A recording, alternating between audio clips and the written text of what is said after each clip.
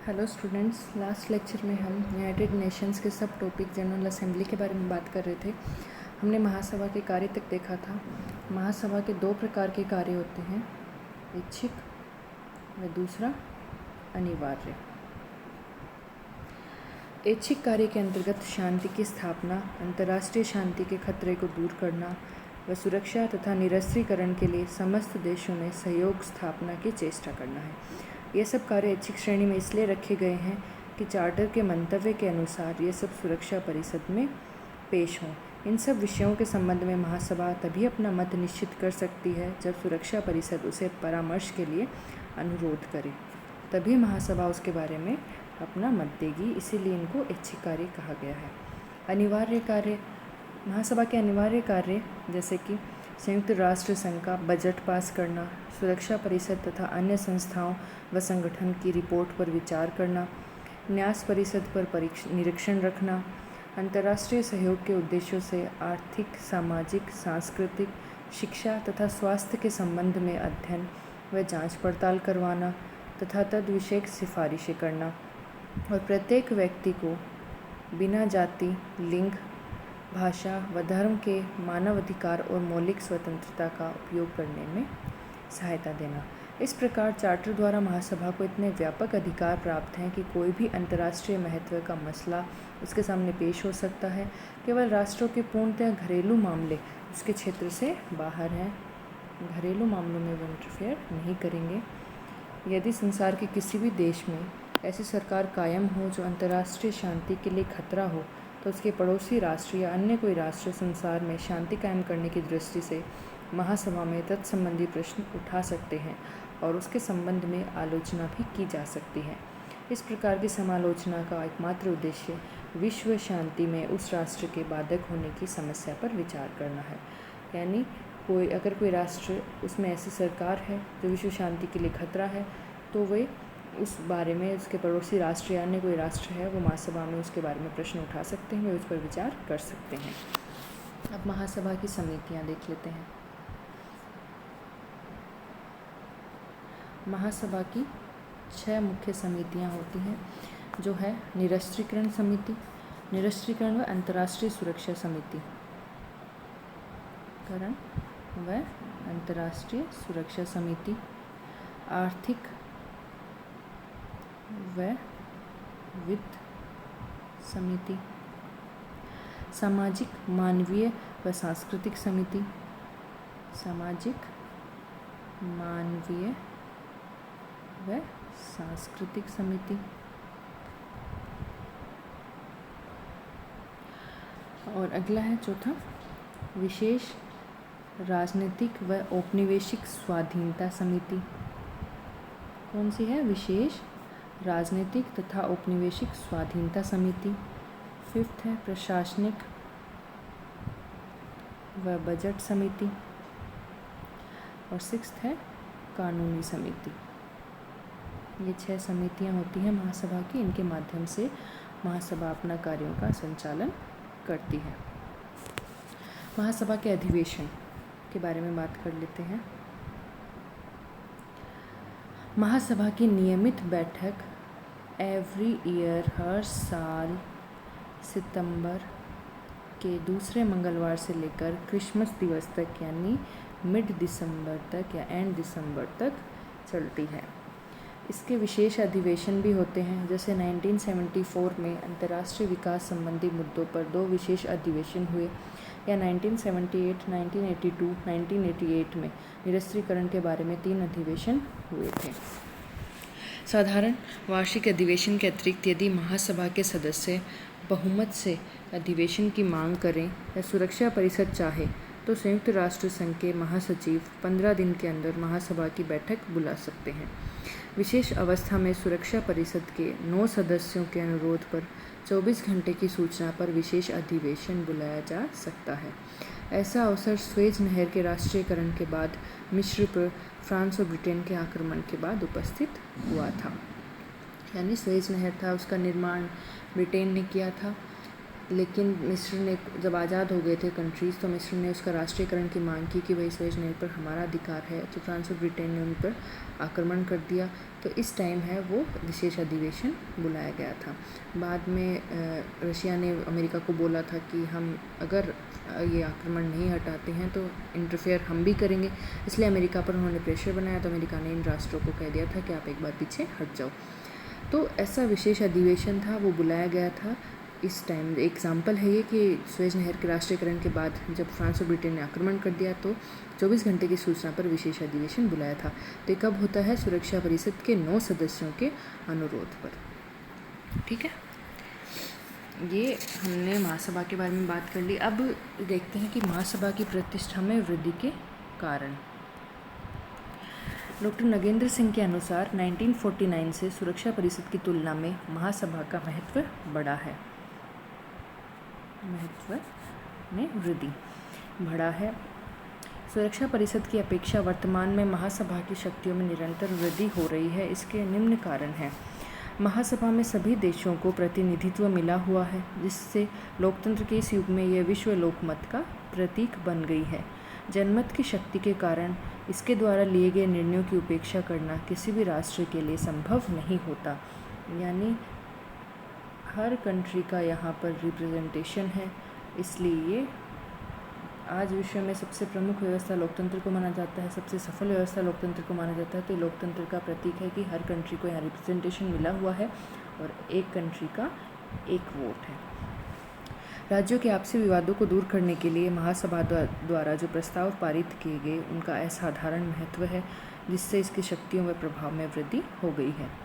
सुरक्षा परिषद में निषेधाधिकार यानी वीटो के बार बार प्रयोग होने के कारण अनेक बार महासभा को महत्वपूर्ण भूमिका निभाने का अवसर मिला है। निषेधाधिकार से उत्पन्न गतिरोध को दूर करने के लिए पहले इसने छोटी सभा यानी लिटिल असेंबली बनाई थी और बाद में शांति के लिए एकता प्रस्ताव पारित किया। इन दोनों घटनाओं ने इसकी प्रतिष्ठा व शक्तियों में अभूतपूर्व वृद्धि की है। अगला, संयुक्त राष्ट्र संघ के सदस्यों की संख्या में निरंतर होने वाली वृद्धि इसके आकार और प्रतिष्ठा की अभिव्यक्ति का स्वाभाविक कारण रही है। देखा था हमने, संयुक्त राष्ट्र संघ की महासभा का प्रारंभ 51 सदस्य राज्यों से हुआ था और वर्तमान में इसके सदस्य राष्ट्रों की संख्या 193 है, जिससे यह स्पष्ट हो जाता है कि संयुक्त राष्ट्र महासभा वस्तुतः एक सार्वदेशिक संस्था है। यानी यहाँ पर जो कंट्रीज़ हैं लगातार इनकी सदस्यता बढ़ रही है, तो अगर किसी चीज़ में के आप मेंबर बन रहे हो तो निश्चित है वो की चीज़ अच्छी होगी, इसलिए उसकी प्रतिष्ठा में वृद्धि हो रही है। अगला कहाँ थे फिर? हाँ, महासभा को विश्व का उन्मुक्त अंतःकरण कहा जा सकता है, क्योंकि यह अणुबम से लेकर मानवीय कल्याण, भोजन, कपड़ा, आवास तक की सभी समस्याओं पर विचार करती है और सिफारिश करती है। एशिया, अफ्रीका और लैटिन अमेरिका के नवोदित राष्ट्र इसकी कार्रवाइयों को बड़ी आशा की दृष्टि से देखते हैं। यानी जो न्यूली डेवलप्ड कंट्रीज़ हैं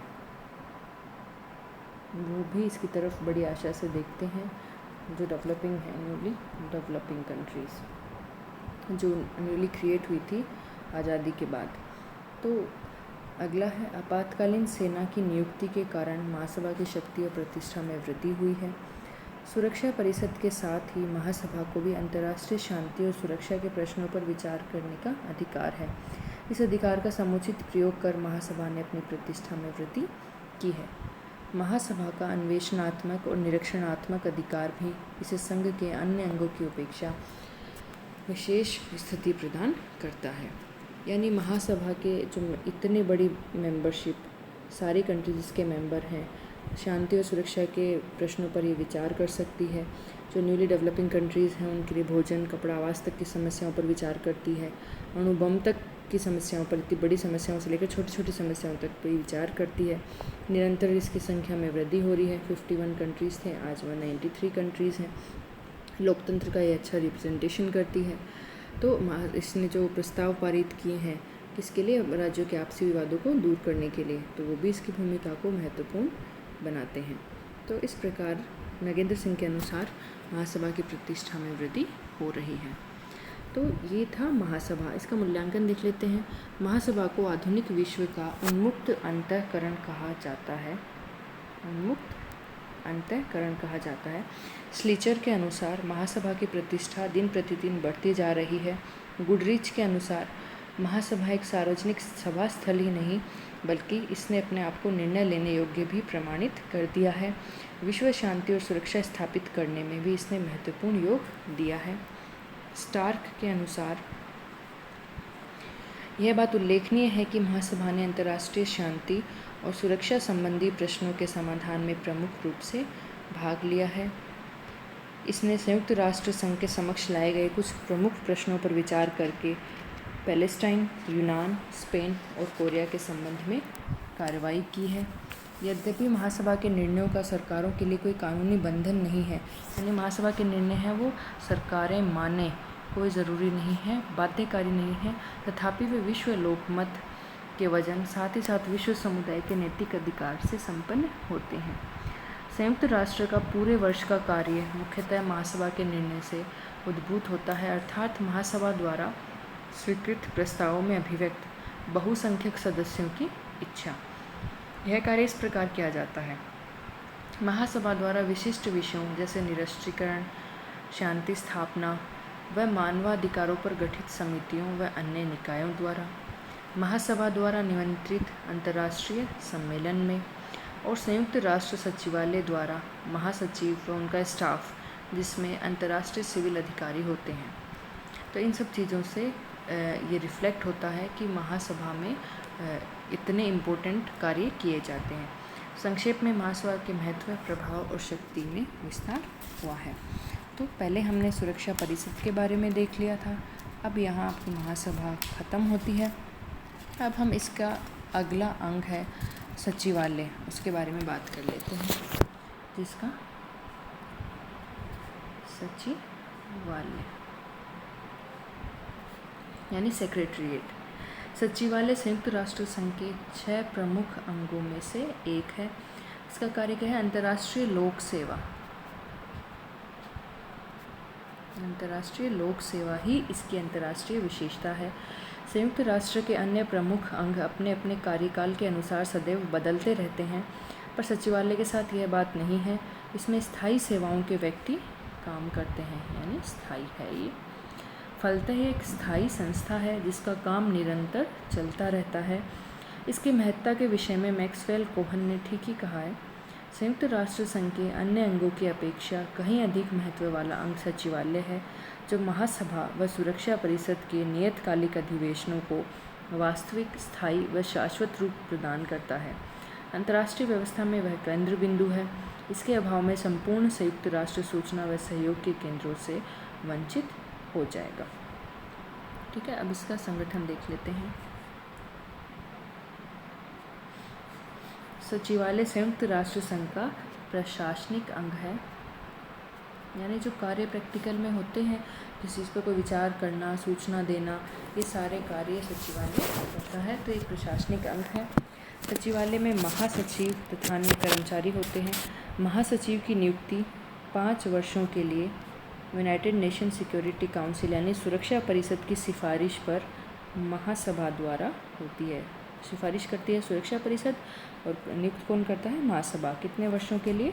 5 वर्षों के लिए। ठीक है, वह संघ का मुख्य प्रशासकीय अधिकारी होता है।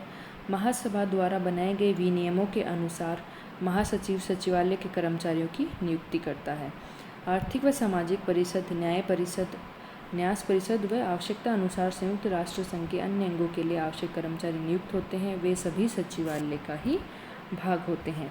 इनकी नियुक्ति तथा सेवा की शर्तें सर्वोपरि विचार, कार्यक्षमता, योग्यता व ईमानदारी के उच्चतम स्तरों पर की जाती हैं और इनकी नियुक्ति में यथासंभव भौगोलिक आधार को पर्याप्त रूप से महत्व दिया जाता है, यानी भौगोलिक जो रिप्रेजेंटेशन है वो इक्वल हो। इस बात का उपबंध चार्टर में विशेष रूप से किया गया है कि न तो महासचिव न ही कर्मचारी वर्ग किसी राज्य से अथवा संघ से बाहर किसी दूसरे अधिकारी से अनुदेश मांगेंगे न ही प्राप्त करेंगे। नियुक्ति के पश्चात अपने कार्यकाल में सचिवालय के सभी कर्मचारी विश्व नागरिक हो जाते हैं और वे केवल विश्व संस्था के प्रति ही निष्ठावान होंगे। यानी अगर आपको किसी कंट्री से मान लो कि इस बार इंडिया का जो व्यक्ति है वो महासचिव बना है, तो वो इंडिया को रिप्रेजेंट नहीं करेगा, इंडिया के बारे में नहीं सोचेंगे, वो अपने विश्व संस्था के प्रति निष्ठावान रहेंगे और वो विश्व नागरिक हो जाएंगे जब तक उनका कार्यकाल चलेगा। सचिवालय संयुक्त राष्ट्र संघ का एक वृहद प्रशासनिक तंत्र है जिसे 8 विभागों में संगठित किया गया है, जिसमें सुरक्षा परिषद संबंधी कार्यों का विभाग, आर्थिक विभाग, सामाजिक कार्यों का विभाग, न्यास व स्वशासित क्षेत्रों में सूचना का विभाग, सार्वजनिक सूचना का विभाग, सम्मेलन तथा सामान्य सेवा विभाग, प्रशासनिक तथा वित्तीय सेवा विभाग व विधि विभाग। प्रत्येक का एक अध्यक्ष, एक उप महासचिव होता है। उप महासचिव के नीचे एकाधी उच्च पदस्थ निदेशक होता है। उप महासचिव की नियुक्ति महासचिव द्वारा की जाती है। इनकी नियुक्तियों का आधार इनकी कार्य क्षमता व क्षेत्रीय प्रतिनिधित्व होता है। इनकी नियुक्ति करते समय महासचिव को यह ध्यान रखना होता है कि यथासंभव विश्व के विभिन्न देशों का समुचित प्रतिनिधित्व प्राप्त हो सके। यानी ये एक प्रशासनिक तंत्र है जिसे 8 विभागों में संगठित किया जाता है। अब इसके महासचिव, जो एक बहुत ही इम्पोर्टेंट पद है, उसके बारे में देख लेते हैं। सचिवालय संयुक्त राष्ट्र की प्रमुख संस्था है जिसके शीर्ष बिंदु पर महासचिव का पद व उसका कार्यकाल है। वह केवल सचिवालय का अध्यक्ष नहीं, संपूर्ण विश्व संस्था के कार्यों का सूत्रधार कहा जा सकता है। उसे सचिवालय का मुख्य संचालक भी कह सकते हैं। यहाँ ये याद रखना चाहिए कि राष्ट्र संघ के निर्माताओं ने महासचिव को बहुत अधिक अधिकार प्रदान नहीं किए थे। वे अपने विवेक का बहुत कम प्रयोग करने के लिए अधिकृत थे। संयुक्त राष्ट्र संघ में महासचिव को अधिकतर प्रशासकीय अधिकार ही उपलब्ध थे। द्वितीय महायुद्ध के अवसर पर जब नए अंतर्राष्ट्रीय संगठन के निर्माण की चर्चा होने लगी, तब महासचिव को व्यापक अधिकार दिए जाने पर सक्रिय रूप से विचार किया गया। संयुक्त राष्ट्र संघ के अंतर्गत महासचिव की स्थिति और अधिकार राष्ट्र संघ के महासचिव से कहीं अधिक महत्वपूर्ण है। यानी मैंने बताया था कि जो यूनाइटेड नेशन है उसका फोररनर, यानी उससे पहले लीग ऑफ नेशंस की स्थापना हुई थी, जो कि बाद में एक फेलियर साबित हुआ और इसने अपना काम करना बंद कर दिया था। फिर यूनाइटेड नेशंस की स्थापना हुई 1945 में, यानी इसके सेकेंड वर्ल्ड वॉर के बाद हुई थी, इसकी फर्स्ट वर्ल्ड वॉर के बाद। लीग ऑफ नेशंस में जो महासचिव का पद था वो कम इम्पोर्टेंट था, उसमें कम अधिकार दिए गए थे, और यूनाइटेड नेशंस में जो महासचिव है उसको ज़्यादा अधिकार दिए गए हैं। वह न केवल सामान्य प्रशासकीय कार्य करता है, परंतु आवश्यकता पड़ने पर सुरक्षा परिषद के सामने किसी भी ऐसे मामले को ला सकता है जिसके कारण उसकी राय में अंतर्राष्ट्रीय शांति व सुरक्षा के लिए भय उत्पन्न हो सकता हो। अपने इस अधिकार के आधार पर संयुक्त राष्ट्र संघ का महासचिव अंतर्राष्ट्रीय शांति व सुरक्षा में महत्वपूर्ण योग देता है। मतलब आवश्यकता पड़ने पर जो महासचिव है वो सुरक्षा परिषद के सामने ऐसा कोई भी मामला ला सकता है जिससे उसको ये फील हो रहा हो कि अंतर्राष्ट्रीय शांति व सुरक्षा के लिए भय उत्पन्न कर रहा है। महासचिव के कार्य देख लेते हैं। संयुक्त राष्ट्र महासचिव के प्रमुख कार्य हैं। पहला है सामान्य प्रशासन। चार्टर के अनुसार महासचिव संस्था का मुख्य प्रशासनिक अधिकारी होता है। इस हैसियत से महासचिव महासभा, सुरक्षा परिषद, आर्थिक व सामाजिक परिषद व न्याय परिषद की सभी बैठकों में भाग लेता है तथा वह सभी कार्य संपादित करता है जो जो भी अंग हैं इनके द्वारा उसे सौंपे जाते हैं। महासचिव संस्था के कार्य की वार्षिक रिपोर्ट महासभा को प्रेषित करता है। वास्तव में महासभा का वार्षिक अधिवेशन महासचिव की रिपोर्ट पर बहस से प्रारंभ होता है। तो ये था उनका सामान्य प्रशासनिक कार्य। दूसरा तकनीकी कार्य। महासचिव है वो तकनीकी कार्य का भी संपादन करता है। चार्टर के अनुच्छेद 98 के अनुसार महासचिव ऐसे अन्य कार्य भी करेगा जो उसे महासभा, सुरक्षा परिषद, आर्थिक व सामाजिक परिषद व न्यास परिषद द्वारा सौंपे जाएंगे। इन अंगों द्वारा सौंपे गए तकनीकी कार्यों को भी महासचिव संपादित करता है। तकनीकी कार्यों में लगभग सभी प्रकार के प्रश्नों पर अध्ययन, रिपोर्ट, सर्वेक्षण आदि शामिल हैं। तो ये था उनका दूसरा कार्य। यानी जितने भी तकनीकी कार्य उनको दूसरे अंग हैं जो न्यास परिषद, सामाजिक आर्थिक परिषद, सुरक्षा परिषद, जितने भी अंग हैं वो उसको तकनीकी कार्य सौंपेंगे तो वो उनका भी काम करेंगे। तीसरा है सचिवालय का प्रशासन। महासचिव सचिवालय का प्रमुख अधिकारी होता है। सचिवालय के प्रशासन का पूर्ण उत्तरदायित्व उसी पर होता है। वह महासभा द्वारा निर्धारित नियमों के अनुसार सचिवालय के कर्मचारियों की नियुक्ति करता है। ठीक है, अगला कार्य, 3 कार्य देख लें। चौथा उनका वित्तीय कार्य।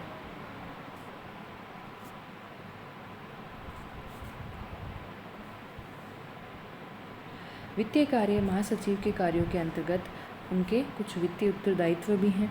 संयुक्त राष्ट्र के बजट का संचालन संपूर्ण रूप से अच्छे रूप से सुचारू रूप से हो रहा है अथवा नहीं, इसका संपूर्ण उत्तरदायित्व महासचिव पर होता है। वह संयुक्त राष्ट्र संघ का बजट तैयार करता है, जिसे बजट सलाहकार समिति के सम्मुख प्रस्तुत किया जाता है। विशेषोद्देशीय अभिकरणों व अन्य संबद्ध संस्थाओं के बजट पर भी उसकी नज़र रहती है। वह संयुक्त राष्ट्र की सभी निधियों का अभिरक्षक है और उनके व्यय के लिए उत्तरदायी है। तो वित्तीय कार्य में प्रमुख क्या है? बजट देखना। अगला है प्रतिनिध्यात्मक कार्य। संपूर्ण संयुक्त राष्ट्र संघ के लिए केवल एक ही महासचिव होता है, जो संघ के एक एजेंट के रूप में या प्रतिनिधि के रूप में कार्य करता है। विभिन्न अभिकरणों व सरकारों के साथ वार्ताओं में वह संघ का प्रतिनिधित्व करता है और संघ की ओर से करार करता है। यानी किसी कंट्री और मानो किसी कंट्री और यूएन के बीच में बातचीत चल रही है, तो यूएन का रिप्रेजेंटेशन कंट्री का तो वहाँ की सरकार करेगी और यूएन का रिप्रेजेंटेशन कौन करता है? महासचिव। जितने भी करार होते हैं यूएन के, वो महासचिव के माध्यम से उस कंट्री के साथ होते हैं। तो ये था उसका प्रतिनिध्यात्मक कार्य, यानी रिप्रेजेंट करना यूनाइटेड नेशंस को। अगला राजनीतिक कार्य।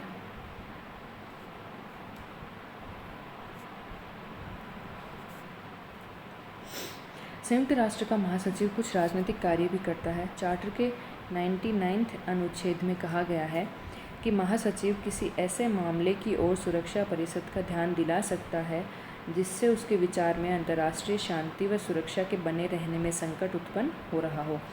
यानी मेन काम यूएन का क्या है भाई? शांति व सुरक्षा का काम देखना। तो कोई भी वर्ल्ड में कोई भी कंट्री के द्वारा शांति व सुरक्षा को खतरा उत्पन्न हो रहा है, तो वो जो महासचिव है सुरक्षा परिषद का इस ओर ध्यान दिला सकता है, उसकी राय में अगर ऐसा है तो इस शक्ति तथा कुछ अन्य कारणों से महासचिव संयुक्त राष्ट्र का प्रधान राजनीतिक अभिकर्ता बन गया है। संयुक्त राष्ट्र के महासचिव की राजनीतिक भूमिका का इतना अधिक विकास हुआ है कि न केवल संयुक्त राष्ट्र के अंतर्गत यह पद राष्ट्र संघ में इस पद की अपेक्षा अधिक शक्तिशाली और प्रभावशाली सिद्ध हुआ है, वरन मार्गेंथौ ने तो यहाँ तक कह दिया था कि इस प्रकार महासचिव संयुक्त राष्ट्र संघ का एक प्रकार का प्रधानमंत्री बन गया है। महासचिव की यह राजनीतिक भूमिका 3 दिशाओं में विकसित हुई। पहला, उसे एक अंतर्राष्ट्रीय वार्ताकार कहा जाने लगा है, यानी यूएन की तरफ से वो रिप्रेजेंटेशन देते हैं, यूएन को रिप्रेजेंट वही करते हैं, उनकी तरफ से दूसरी कंट्रीज़ के साथ वार्ताओं में भाग लेते हैं, तो उन्हें एक अंतर्राष्ट्रीय वार्ताकार कहा जाने लगा है। दूसरा, वह अनेक अवसरों पर ऐसे प्रतिष्ठा रक्षक सूत्रों के रचयिता के रूप में सामने आया है जिन्हें विवादों के विभिन्न पक्षों ने सम्मानजनक रूप से स्वीकार करना संभव पाया है। यानी कई बार कंट्रीज़ में विवाद हो रहा है, वो कोई सॉल्यूशन दे रहे हैं, कंट्रीज़ उनको मान लेती हैं, तो वो एक ऐसे प्रतिष्ठा रक्षक सूत्रों के रचयिता के रूप में सामने आया है।